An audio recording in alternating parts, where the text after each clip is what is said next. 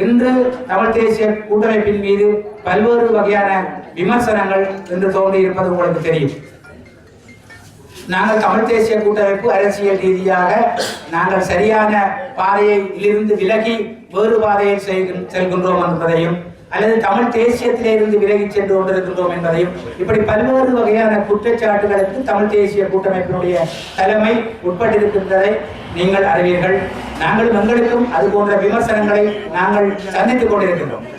ஆனால் என்னை பொறுத்தவரையிலே தமிழ் தேசிய கூட்டமைப்பிலே பல கட்சிகள் இருந்தாலும் கூட நாங்கள் தமிழ் தேசிய கூட்டமைப்புக்கு மக்கள் விட்ட ஆணையின் பிரகாரம் நாங்கள் எங்களுடைய பாதையிலே பயணித்துக் கொண்டிருக்கின்றோம்.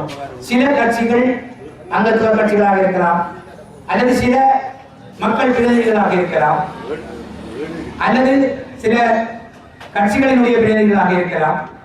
அவர்களுடைய பாதைகள், அவர்களுடைய நடவடிக்கைகள் சில சந்தர்ப்பங்களிலே விமர்சிக்கப்படுகின்ற ஒரு நிலை உருவாகினாலும் கூட ஒட்டுமொத்தமாக இன்று இருக்கின்ற நிலையிலே நாங்கள் தமிழ் தேசிய கூட்டமைப்பு என்ற ஒரு அந்த கட்டமைப்பின் கீழ் தான் இருக்கிறோம். இங்கே கூட நீங்கள் கேட்கலாம், உங்களுக்கு ஒரு வினா ஏற்படலாம், அதனை தமிழீழ விடுதலை இயக்கம் என்று உங்கள் ஒவ்வொருவரும் ஒவ்வொரு கட்சிகளுடைய பெயர்களிலே நீங்கள் அலுவலகம் திறந்தால் தமிழ் தேசிய கூட்டமைப்பு என்ற பெயரிலே அலுவலகம் ஒட்டுமொத்தமாக திறக்க முடியாதான். உங்களுக்கு தெரியும், நாங்கள் தமிழ் தேசிய கூட்டமைப்பை ஒரு கட்சியாக அங்கீகரிக்கப்பட்ட ஒரு கட்சியாக தேர்தல் ஆணையத்திலே பதிவு செய்வதற்கு பல்வேறு வகையான முயற்சிகளை எடுத்திருந்தோம் கடந்த காலங்களில். இன்று வரை அது நிறைவேறவில்லை.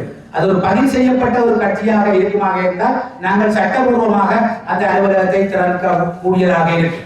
அதுவரைக்கும் இப்பொழுது இருக்கின்ற நிலைமையிலே தமிழீழ விடுதலை இயக்கமாக இருக்கலாம், தமிழீழ மக்கள் விடுதலை கழகமாக இருக்கலாம், அல்லது இலங்கை தமிழரசு கட்சியாக இருக்கலாம், அல்லது ஈழ மக்கள் புரட்சிகர விடுதலை முன்னணியாக இருக்கலாம்.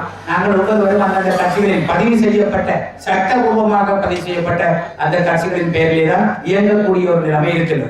நாங்கள் இப்படியான அலுவலகத்தை தொடர்ந்து உங்களுடைய அன்றாட பிரச்சனைகளை கேட்டறிந்து இந்த அலுவலகம் ஊடாக அல்லது இந்த படித்த இளைஞர்களுக்கு இந்த அலுவலகம் ஊடாக ஏதாவது பயிற்சி நெறிகளை ஆரம்பித்து அவர்களை சமூகத்தோடு இணைத்துக் கொள்வதற்கு நாங்கள் ஏதாவது ஒரு சிறிய பங்களிப்பையாவது இந்த அலுவலகம் ஊடாக செய்யலாம் என்ற ஒரு நம்பிக்கையிலே தான் இந்த அலுவலகங்களை நாங்கள் திறக்கின்றோம்.